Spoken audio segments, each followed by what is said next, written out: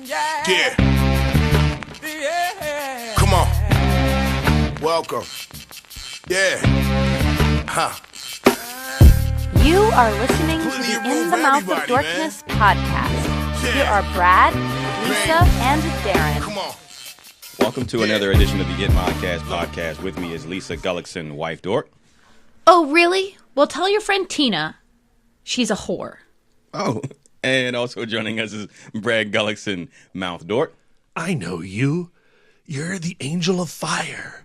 Angel of fire. I know you. You burn bright enough to know there are certain sacrifices that need to be made. And I'm your host, Darren Smith, the Disco Dork. Heads you live, tails you die. And welcome to the HOMEWORKcast podcast, HOMEWORKcast. Yay! You remember that quote because they said it 9,000 times over the course of that year promoting Domino. That trailer played in front of every film in 2005. Yeah. The trailer, obviously there's a teaser trailer. It's about like an hour. I'm sorry, not an hour. Whoa. It's a minute and 30 seconds or so. And then there's the full trailer that is 2 minutes and 30 something seconds. And that one feels like the entire movie. I mean, because the way that movie is edited, it's so rapidly paced, to fill 2 minutes and 30 seconds of rapidly paced scenes, edited scenes, you have to put a bunch of them in there. So it feels like you're seeing everything in that movie. It's really interesting. It's should be on YouTube. Check that out.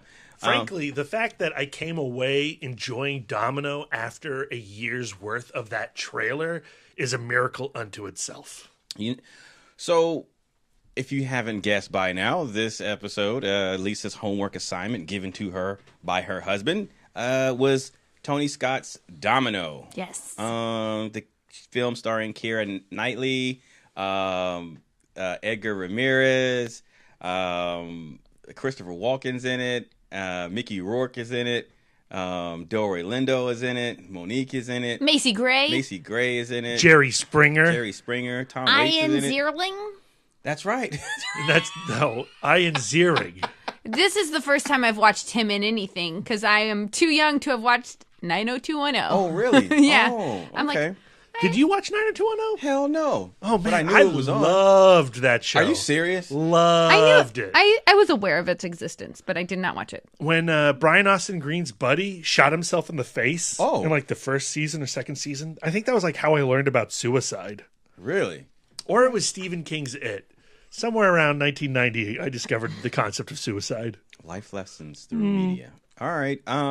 So this one came out. Jacqueline Bisset, did we mention her? We did not, but you just did. I did. It's a huge cast. Lucy Liu. Oh, yes. Lucy Liu's in it. She's my friend. And this was Tony Scott's. I want to say this came out before Man on Fire. No. This is the follow-up to Man on Fire. Okay, so in Man on Fire, he would experiment with the frenetic editing and oversaturation of film, hand color. Cranking film. Yeah, and then he would take his experience in Man on Fire, and he would just go ape shit in Domino. I don't think there's a shot that lasts longer than half a second in this movie. Yeah, it's going back to rewatch it. And especially now in the state of movies and editing and where cinematography is, it's a really interesting. I almost want to say experiment, because other films would be inspired by what Tony Scott was doing, but none of them Run Fleeing, right?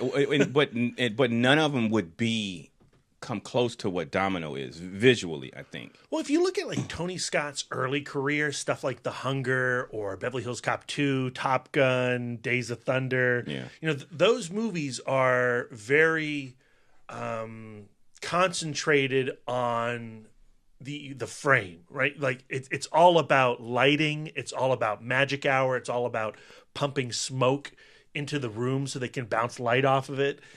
They're gorgeous, gorgeous, gorgeous movies. Yeah.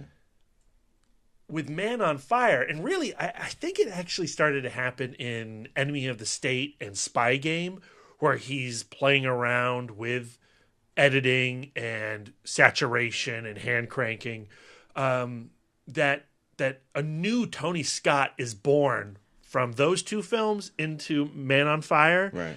And he was never really the same again after Man on Fire. He plummets into this style with Domino. Yeah. And with his film after that, Deja Vu and Unstoppable and The Taking of Pelham 1, 2, 3, he pulls back on that style a little bit, because what more can you do with the kineticism than what he does in Domino? Right. And he got so much criticism against this film as well. He did. Speaking of critiquing, Lisa, your thoughts on the movie? This is your first watch, obviously. So what did you think? Because Brad, you've been living with the Domino machine right here. This guy is the Domino champion, so he would always talk about how great Domino is. So was your watch impeded by this sense of, I hope it's as great, it lives up to? I go into every movie wanting to love it. Yeah. My heart is open to all kinds of films. Yeah. It actually took me 2 tries to get all the way through this movie, because the first time I tried to watch it was my migraine weekend. Oh. Our faithful listeners know that I was not in last week's EPS because I was lying in bed, writhing in pain. Barometric pressure, it gets me.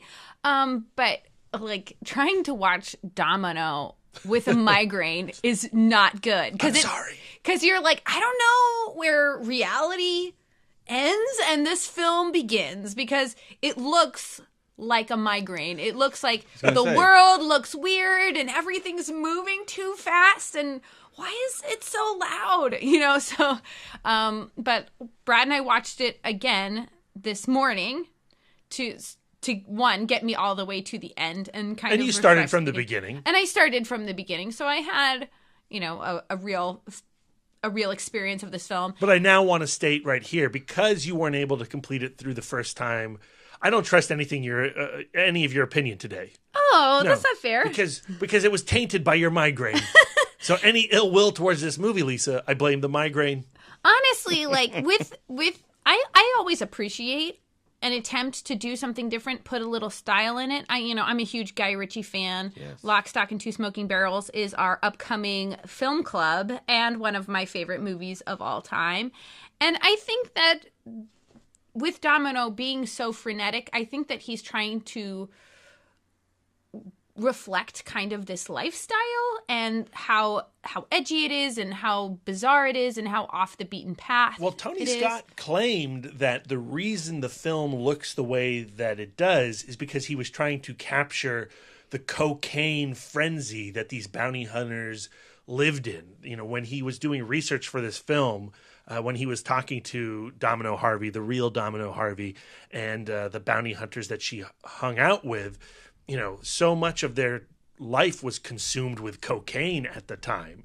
And that's what he was trying to replicate. I don't know if I necessarily buy into that, just because I think that Tony Scott was already on this path of cinematic experimentation that you saw in Enemy of the State and Man on Fire. And this was just the ultimate expression of that. And so that trivia fact that you can find on IMDb feels more like a defensive excuse. But I think like the fact that they use the construct of Domino being interviewed by the FBI, and the fact that we're really experiencing her recollections kind of gives more leeway to play around with. Well, and it's a point of view that is tainted with mescaline also. You have to only realize, one scene. She's not. No, but when she's telling this movie, she's telling it after the fact. Mescaline is still in her bloodstream. She is coming down from that hallucinogenic high. So there you go. Yeah, so it all works. Yeah. Maybe Tony Scott was right. I'm sorry, Tony Scott. That all being said, I do think that the like super cutty first gen Instagram filter style does come across as a little dated, but I also kind of dig it. Yeah. So I'm pro coked out Tony Scott. Okay. So the story. Talk about the character of Domino Harvey. Well, she's a model turned bounty hunter. What's not to love? She's based on a real person, but the movie admits in the very beginning only loosely based, right? Right. I think the quote is something like, based on inspired by a true story, sort of. Right. So the idea is she's kind of this 902 generation Beverly Hills kid who has found herself extremely bored with life, and she wants to do something exciting and different. She's clearly some kind of adrenaline junkie. She's always, I love the flashback scenes of her sitting on the diving board of her Beverly Hills home playing with her nunchucks. Yeah. And so at the beginning of the film, she gets hooked up with Mickey Rourke and the sexy Latin man. What is his name? Edgar Ramirez. And she becomes a bona fide bounty hunter. I love Richard Kelly's screenplay. The film opens with, the Lucy Liu, Keira Knightly interrogation. What went down? Something horrific went down. How did we get to that moment? Explain yourself, Domino. And Domino's first story that she tells is this shootout that occurs in a trailer park between Domino, Mickey Rourke, Edgar Ramirez, and Dale Dickey's white trash mom, who is holding the money from this armored car robbery that her son helped that partook in, and he has had his arm ripped off or blown off, as we find out.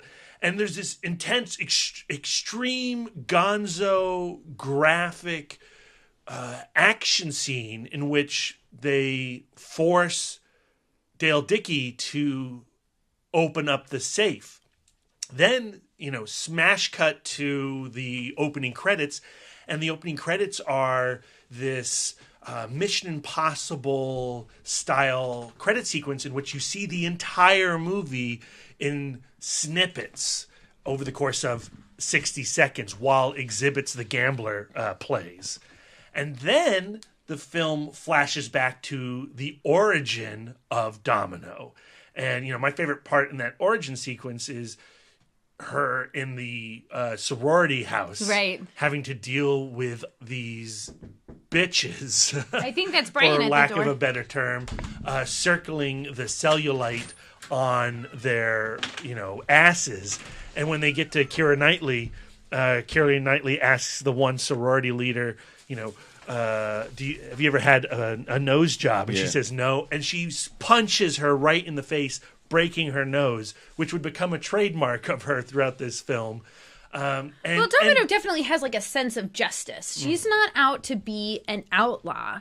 She wants to be able to kick ass and be violent and break noses, but still be on the right side of morality and the right side of the law. And then throughout this film, that sense of justice and the sense of what's right is challenged. Well, and her point of view is challenged. Again, in that origin sequence, she tells this story about this goldfish that she had that died, and how the death of that goldfish reminded her of the death of her father, who was famous character actor Lawrence Harvey from The Manchurian Candidate.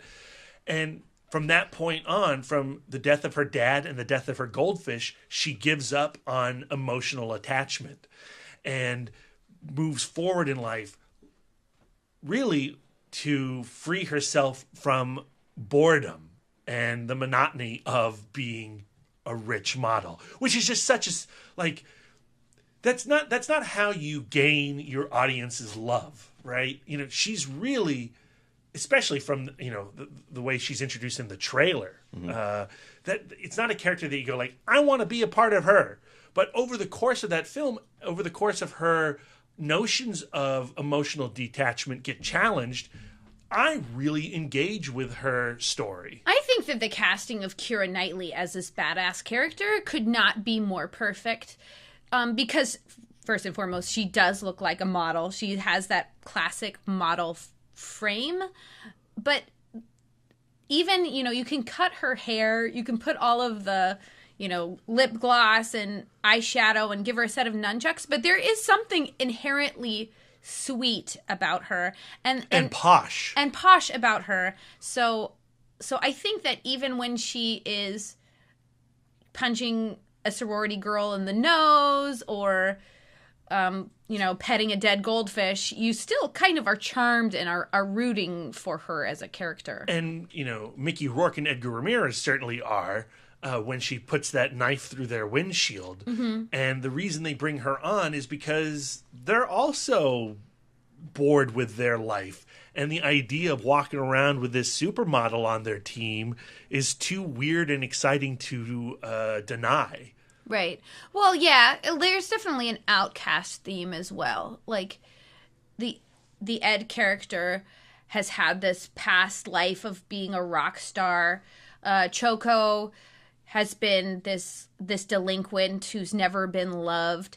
And so the idea of having a hot girl with you gives you some cachet, It's just the truth. That's why I'm on this podcast, because you needed that sweet, sweet lady energy. Fact. Yep. One thing I don't want to skip, though, from her origin story is the scene of her as a child going into the church and picking up the quarter. So she... being a posh little kid, she was sent to boarding school, a Catholic boarding school. And while there's a scene of her in this beautiful cathedral, and there is this collection plate of all British coins, money. And right smack in the center is a quarter, an American quarter. And so she reaches in and she takes that quarter, and that quarter is featured prominently in this film. It becomes kind of the symbol of life or death. She keeps repeating that, in dangerous situations, you always have a 50-50 chance of winning. And there's many flashbacks to that coin flipping back in this beautiful cathedral. And that goes to the overall theme of fate and the fact that, in the end, you find out that she is on some kind of holy quest. She is working for a higher power, something beyond Hollywood, beyond the law. She's doing something. She's sacrificing herself for something that's ultimately right and good. And ultimately, that's why I love Domino so much, because this script had been bouncing around in Tony Scott's brain for nearly 20 years, and many people had tackled it, including Roger Avary, who co-wrote Pulp Fiction with Quentin Tarantino. But it wasn't until Tony Scott read Kelly's Southland Tales script that he thought, well, maybe this is the guy to crack this nut. And what Kelly does with this film, he introduces the DMV subplot, the gatekeepers of humanity, Monique and Macy Gray, these people who get all this information from the public, these serial numbers and all this information, and they use that information for their criminal enterprises, or to help themselves anyway, to get more money. And he introduces the Tom Waits angle, which I guess we'll talk about a little bit later too. Right. But the idea of the higher power, and is this a simple crime story? Is it a drug-fueled fantasy? Is it BS? Or is it, Christopher Walken as Gabriel in The Prophecy? Is it a supernatural film? And that is incredibly exciting to experience, because no other movie would tell this story in this fashion. It would be much more, bad guys, armored car robberies, shootouts, the end. Yeah. The script is definitely very dense, and I would say a little aspirational, trying to get all of these different ideas into one film. It meanders. Oh, big time. And so the idea of, is this, was everything put across in any kind of, relatable fashion. You know, it's really up to the viewer, but you definitely get a sense that all of these themes exist, and it's kind of up to you by the end of the film of how it all fits together in your brain, I guess. And, you know, at one point, when the reality TV show crew joins, and you have Christopher Walken and Mina Suvari as the producers of the show who want to make, you know, a Domino Harvey reality program. When they come in and they bring in Brian Austin Green and Ian Ziering because Domino's mother loved 90210, you're just scratching your head going, okay, well, now what am I entering? But I love Brian Austin Green and Ian Ziering in this movie as the celebrity hostages. But it's bizarre. And the way that they tried to shoehorn in why they kept them around was just like nonsense. I don't know. I mean, like, from the beginning, Domino, Ed, and Choco, they're not the brightest bulbs, okay? Right. So they do make decisions that are boneheaded and ultimately are made only to push the plot along. Right. But in pushing the plot along, in keeping Brian Austin Green and Ian Ziering into the shenanigans, the film is elevated to a higher plane of crazy that I respond to. Elevated is generous. You take their subplot out, you think it's a better movie? I think you take that subplot out. Like, I think that once... I wouldn't take that out entirely, but I think once Ian and Brian Austin have served their purpose, just leave them at the motel. No, they do end up leaving, and you get a great payoff of them in the elevator. Yeah. They could have ditched them way earlier, though. They could have. But they didn't because it was funny. Yes, exactly. That's right. It was funny. That's okay, Lisa. I suppose. I'm not saying it's bad. I'm just saying it's bizarre. Yeah. Domino's a bizarre freaking movie. Okay.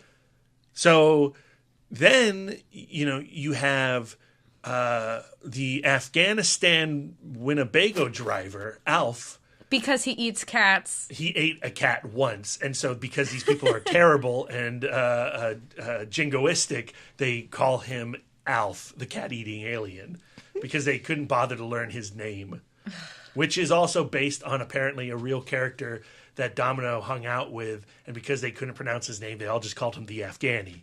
So these are the people that, Tony Scott is idolizing for better or worse. But what I like about the introduction of Alf is it, again, slyly puts a story in progress that you're not paying attention to that ultimately is the payoff of this movie about the kids in Afghanistan. Right. And about Monique's sick child. Monique has this kid, this grandkid actually. And that's when you get this really weird and probably offensive scene involving Monique going on Jerry Springer and talking about Chinegros and Japanics. And you're watching this moment and you're going, like, why are we on the Jerry Springer show in the middle of this movie? But that Monique scene is there to perpetuate her story of needing money to save this child's life. She needs $300,000 or her grandkid is not going to get the medical treatment that she needs and will die from this rare blood disease. And it also gives you a tremendous sense of time. Like, you don't see Jerry Springer and not be transported right back to the early aughts. Really? I mean, 90s. It feels super 90s. Like, when Jerry Springer shows up in a 2005 movie, it feels like, okay, that's already of a different era. Yeah.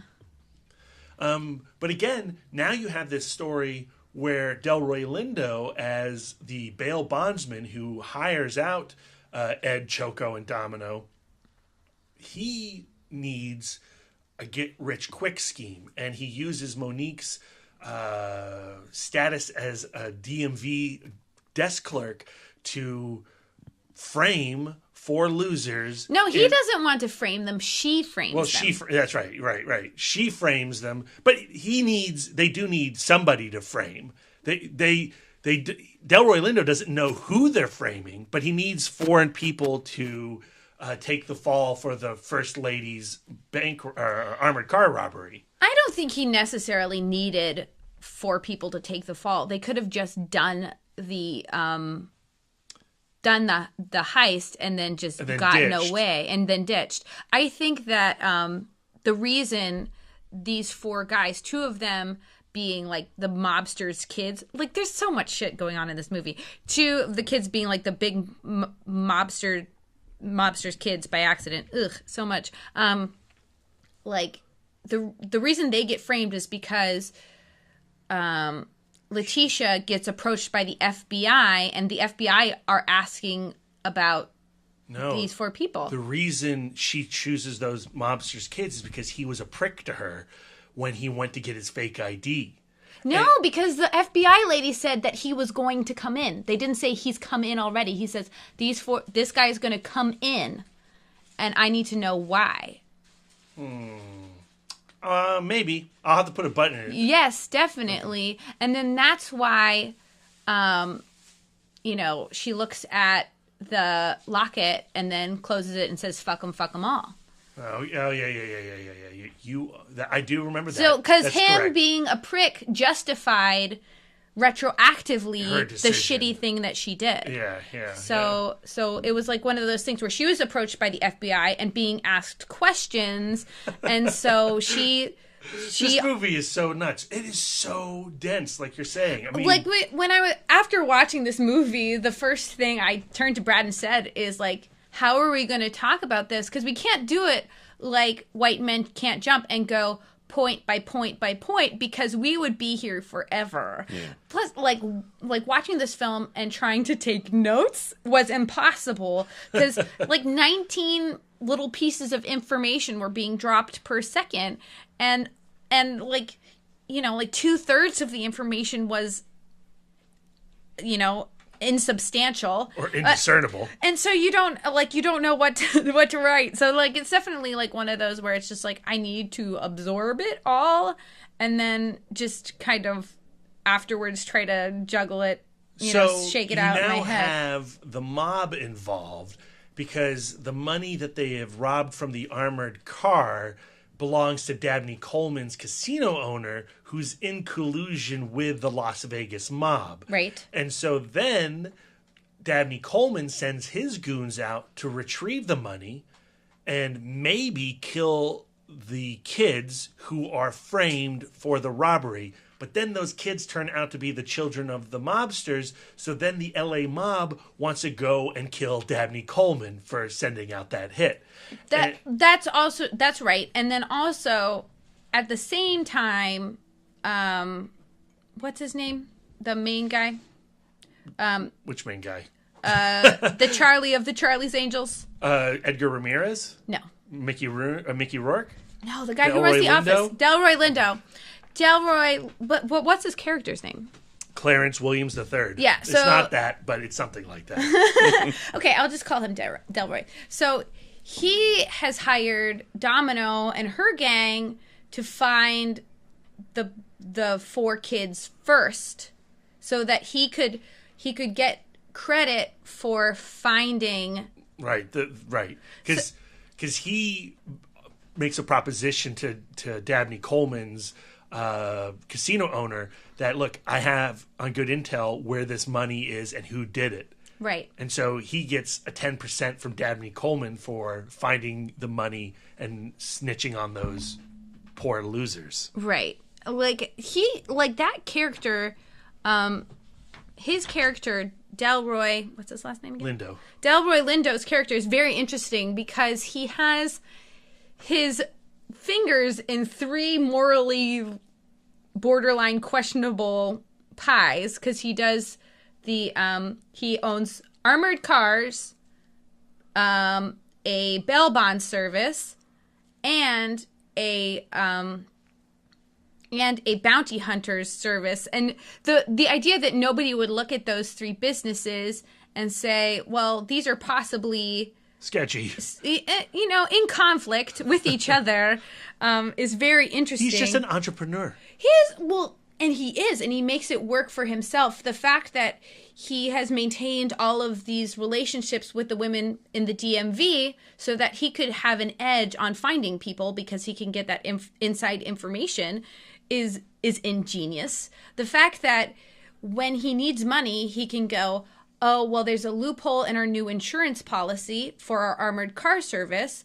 And so we can not only exploit that through one of my businesses, through the armored car business, but also my bounty hunter business, like, is pretty ingenious. So he's trying to think a couple steps ahead, but everybody around him is like making horrible decisions. And ultimately, they're trying to get this $300,000 so that his granddaughter can have the surgery. Yeah, she has some kind of blood disorder.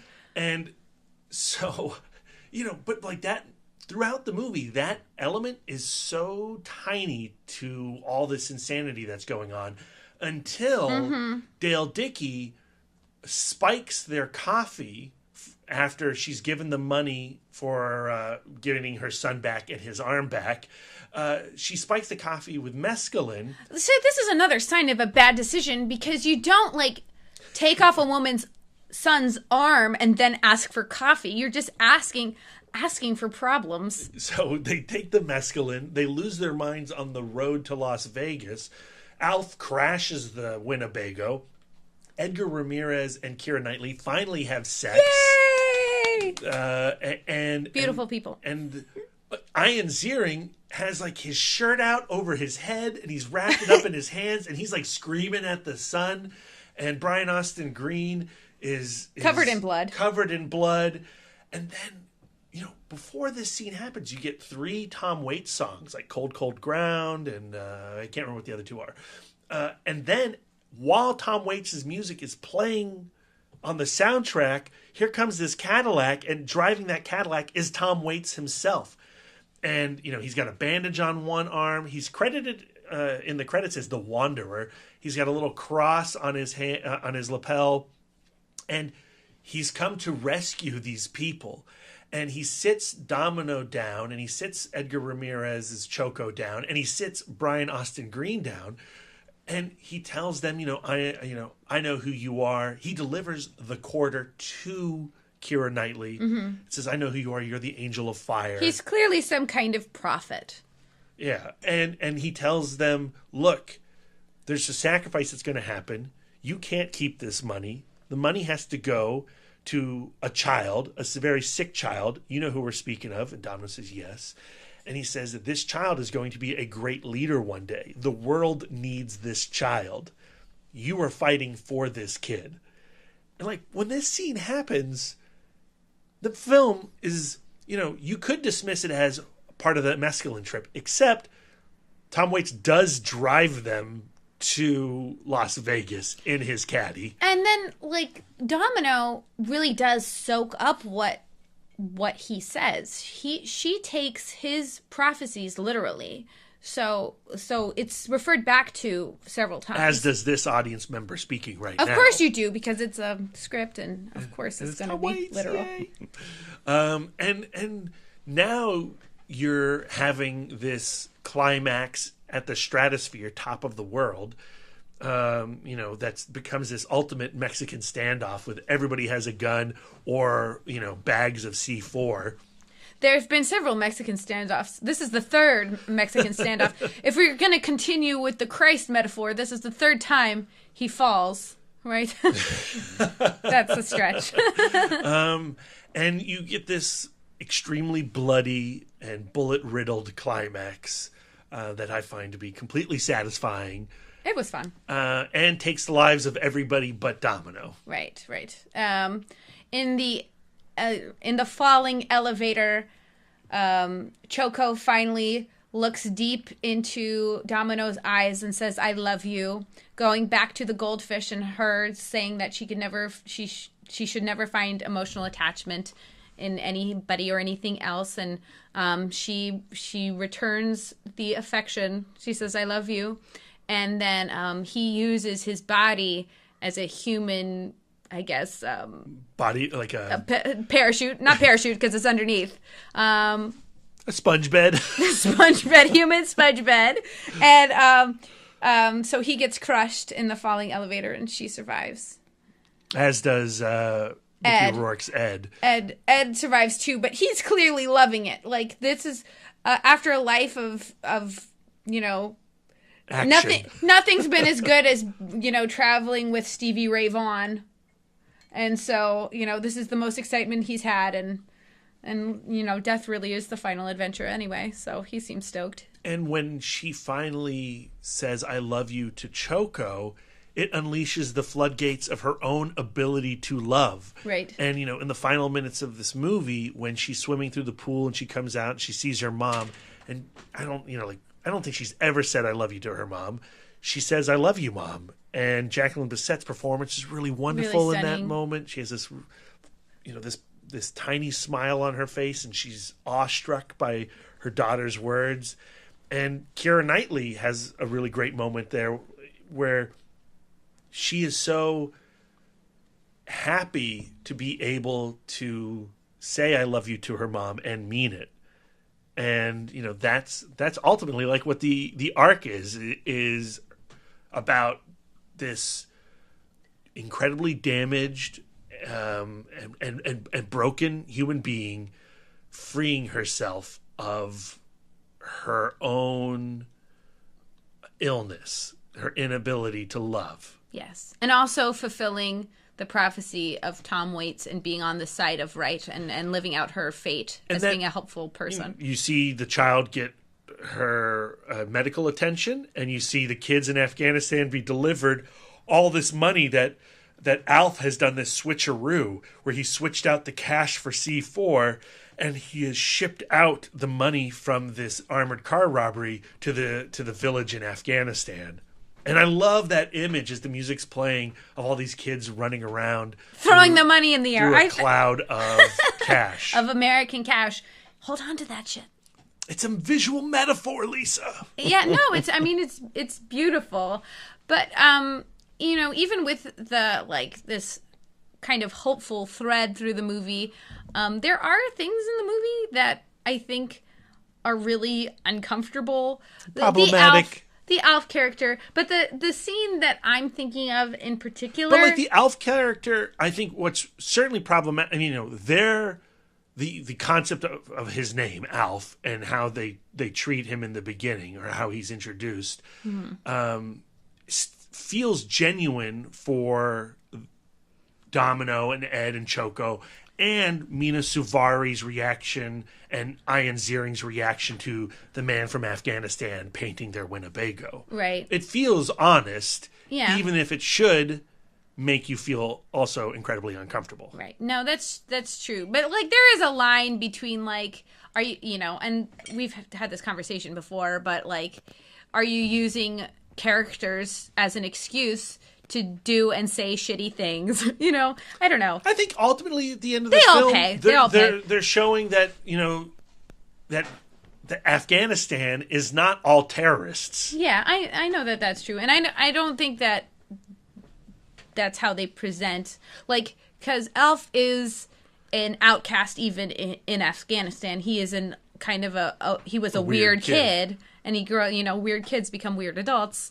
And so the fact that he is a little bit bonkers, I guess, is But I excused. tear up watching his final moments in this absolutely. movie. As that elevator closes on him, he's been shot up by the FBI and the mob and Dabney Coleman's goons, and he's got the trigger on it taped to his hand for this explosive. And, that shot of the elevator closing on his face as he looks left is like heartbreaking. Yeah, it's nice that he's not an innocuous character, that his character actually, knowing that the has film volition. ends with those kids in Afghanistan running through that cloud of cash. Yeah, that's pretty great, I guess. But the scene I'm thinking of in particular is in the beginning of the film, when Domino exchanges information for a lap dance. Like, part of me goes like, is this just an excuse to shoot a lap dance? And the fact that, so Brad read the IMDb factoids, and he told me that Tony Scott got actual dancers actual dancers, actual gangsters to play the men in that scene. Through like Michael Mann's consultants, he was able to get in touch with the 18th Street Gang in Los Angeles to play the that first bounty hunter gig for Domino Harvey, right? The antagonists, right? And then, Keira Knightly, as an actress, feels unsafe and does not want to give a real gangster a real lap dance, because you can't fake a lap dance, except for you can, because you can use a body double. And to me, I just think that's like, it's a super exploitative it's scene. An exploitative scene. And, I mean, this is an exploitation movie too, right? At the end of the day, I don't know. Like that scene made me uncomfortable, and then the story behind the scene made me even more uncomfortable. It's gross.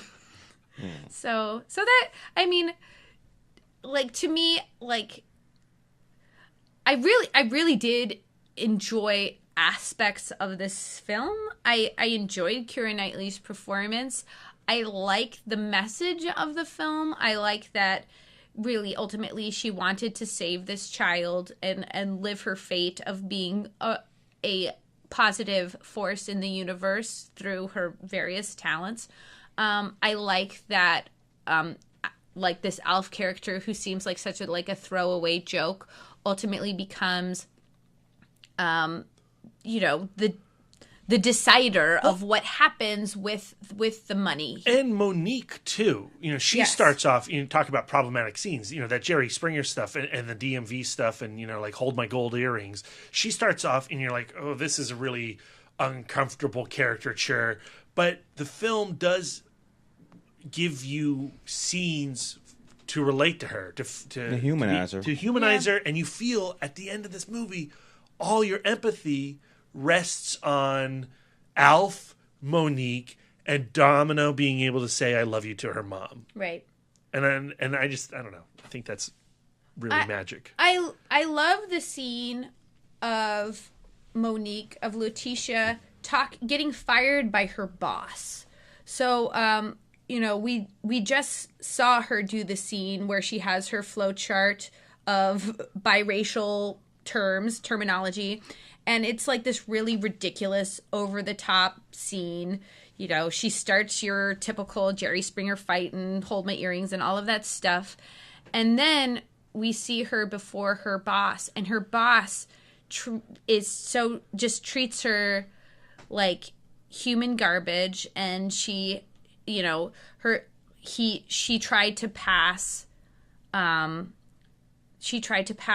granddaughter off as her daughter, so that she could get this life-saving surgery for her, and then she's getting fired. She's getting fired for it, and like, you just see how pinned she is in her life, and how she really she was up against a wall trying to save her baby. And in defense of the Jerry Springer scene, which is offensive, I mean. But if you watch any episode of Jerry Springer, it's that. It's it's exploitative. It's really from a cultural standpoint, I mean, they do take people who go on that show for money or want to be notoriety, recognition, and then they make them do, like, put them in a bunch of, like, demeaning situations. And so I think that scene actually mirrors that. And, don't you always wonder when you watch the Jerry Springer show, who are these people? Mm-hmm. Domino answers that question and says, this is a person. Yeah. Right. Yeah. A desperate person. Yep.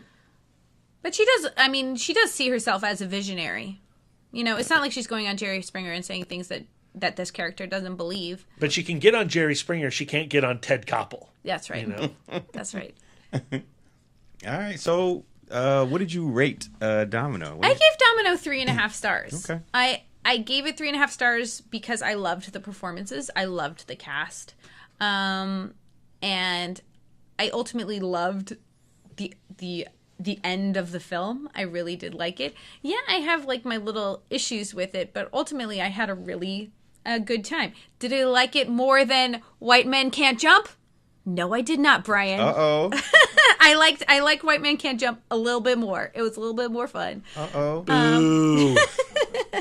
But I really appreciate, Brad, you giving it to me as homework. I feel like this conversation felt like watching Domino the film. It was all the fucking over the place, and I apologize to our listeners.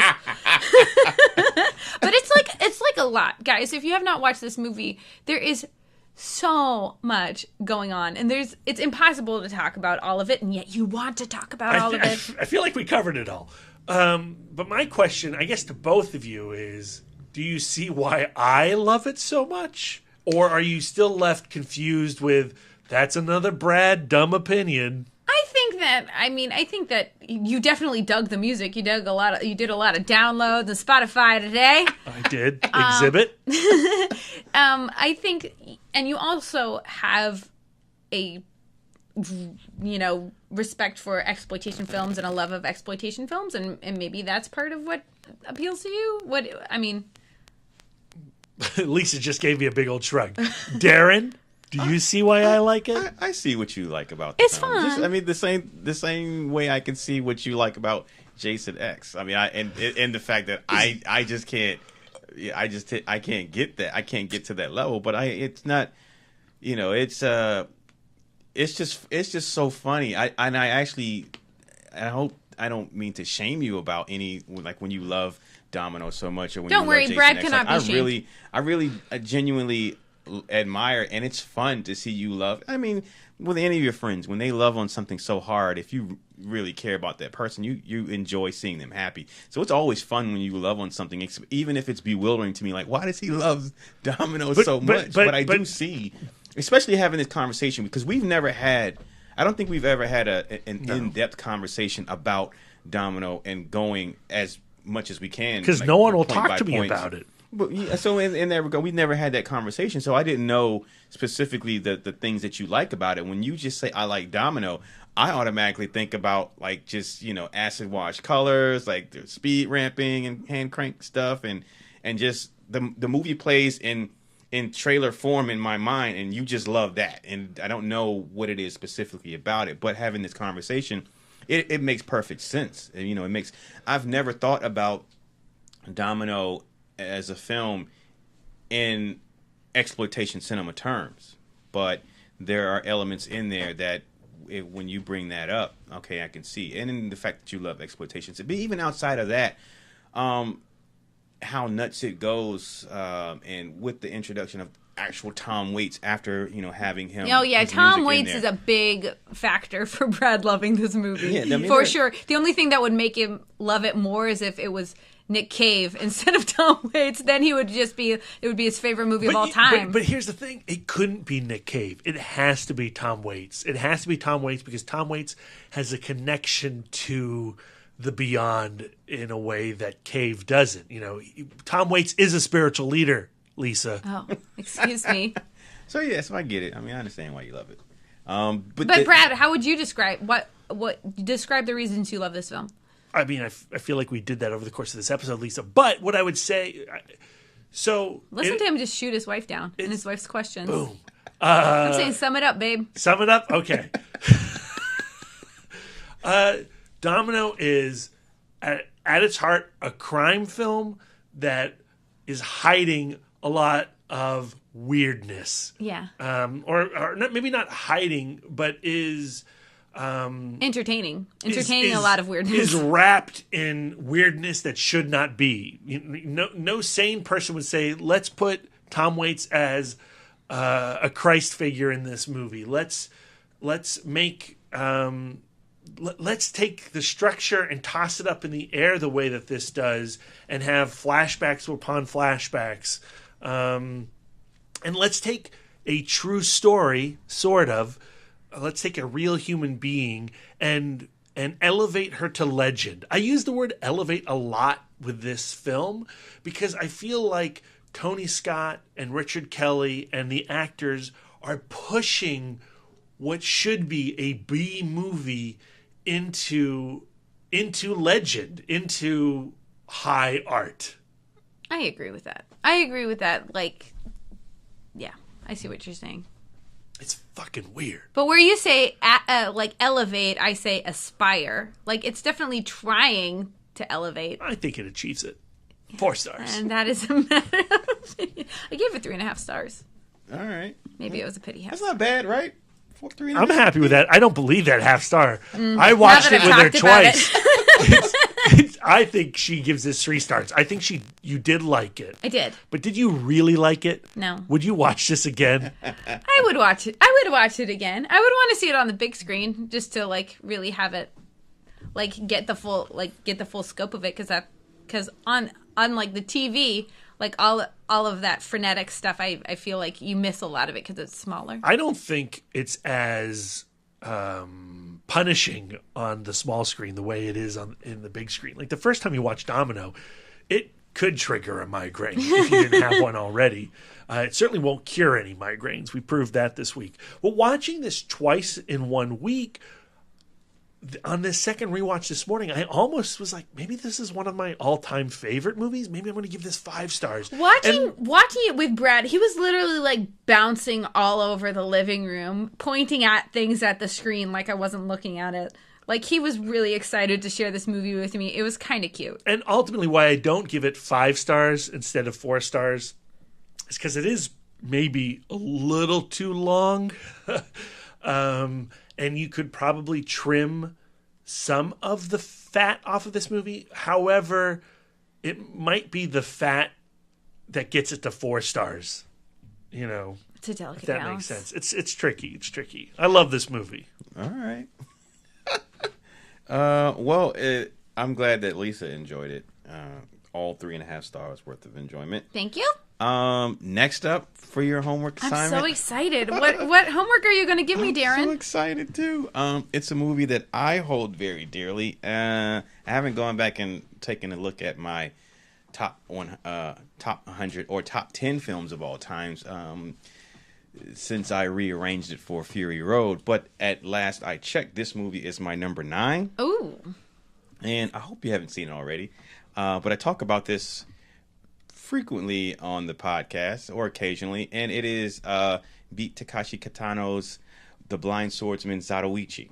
I have not seen it. Yes. So Zatoichi is a character, a Japanese character who had his own TV show. There were a bunch of movies, and it was played by Shintaro Katsu, and he was this nice round blind swordsman, and he would wander the Japan countryside from place to place, offering his services as a masseuse. He would stop by villages, and when he would stop by villages, it'd basically be like Highway to Heaven. Like he'd go different places, and he'd come upon the village, and there'd be some trouble in the village. He'd help out, and then keep wandering to the next adventure, next town. And but he is a badass swordsman. Like people mistake him, and they see a blind, nice, round, quiet, wanderer, and they mistake him for that. But his skill with the sword is legendary. Within his cane, he hides this sword. Oh, cool. And he'll be surrounded by a bunch of guys, and he'll take it out and kill them all, and put it back in his sheath before they can draw their swords. He is badass. I could imagine being like a masseuse would be a kick-ass killer because he would have all of this like understanding of anatomy and pressure points and all of that. Oh, he doesn't stuff. care. He'll just cut your head off. Just kidding. But okay. So I say all that to preface the character. To preface the film I'm giving you. So that was the traditional Zatoichi. So in the early 2000s. Beat Takashi Kitano, who played in Battle Royale, right. He was the teacher. Yeah. He and also Fireworks, Hanabi, Sanotin, all those Yakuza films, great films. Well, anyway, he decided to do a version of the character, and it's my favorite version of the character. It's my favorite Takashi film, and the difference between this film and the other iteration of Zatoichi is that, and what I think you will find some enjoyment is that music plays a huge part in this film, score-wise and soundtrack-wise, but natural elements and also syncing up with the score, and it's not really. It's almost like Mad Max Fury Road in that Max is in the story, but the movie mostly is about the people around him and how he interacts with those people. So I'm actually not going to spoil anything. I'm just going to tell you it's not, he is in the story, but the beauty, what I find in the movie is about the peripheral characters and their story that make up the whole of this film. Yeah. Because you got to again, it's the conceit of him coming to a village, and that village having some turmoil or whatever, and how he affects that and makes that better for them and helps those people and enrich their lives. And so that sounds awesome. Thank you, Darren. There's violence in it, but I love violence. It has some action beats in it, but a lot of it, I would say 20% action, 80% character stuff, and really interesting characters. And I know you love the talking more than the killing, but so there is the talking in it. These characters are really well-rounded and unique characters, and I think that you'll have a good time with the film. You should assign her all 30 of the Zatoichi movies. Yeah, but we wouldn't have a lot of time. But this is my favorite, though. But they're all good films, though. But this is my favorite. I'm excited about this. This is cool. So I'm excited to talk about it. I get another excuse to rewatch it. Really interesting month of It Mod homework. Yep. White Man Can't Jump, Yep. Domino, Yep. and Zatoichi. Yep. So, thank you all for listening. Brian, the Turtle Dork, he can be reached at the Turtle Dork on Twitter, at the Turtle Dork 1 on Instagram, and at Brian William Young on Facebook. Wife Dork, at Sidewalk Siren on Twitter, Instagram, and Letterboxd. Mouth Dork, at Mouth Dork on Twitter, Instagram, Facebook, Letterboxd, and Untapped. And I'm Darren Smith, the Disco Dork, on Twitter, Instagram, Facebook, and Letterboxd? Question mark? That's going to do it for us. Thank you all for listening. Hit us up on social media. Let us know your thoughts on Domino. That's going to do it for us. Oh, be on the lookout for our Fistful of Stephen King in honor of the release of It, the new adaptation.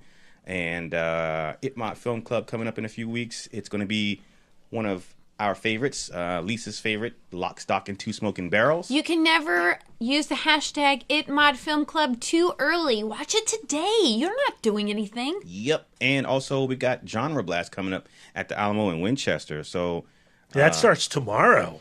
yes, which we'll get in advance. Well, not in advance. Well, we get to see it there, so we won't have to miss seeing it for the festival. So we'll see that. And then there are a bunch of like genre films and short films that are playing. And then Sunday caps off with the 30th anniversary Yep. of RoboCop on the big screen with a Q&A with the cast.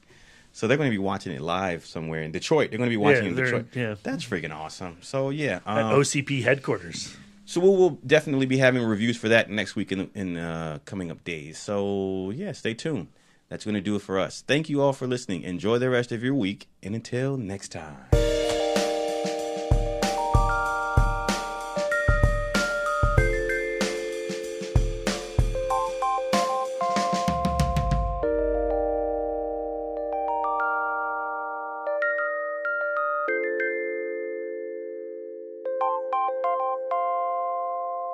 I am recording, and I got that.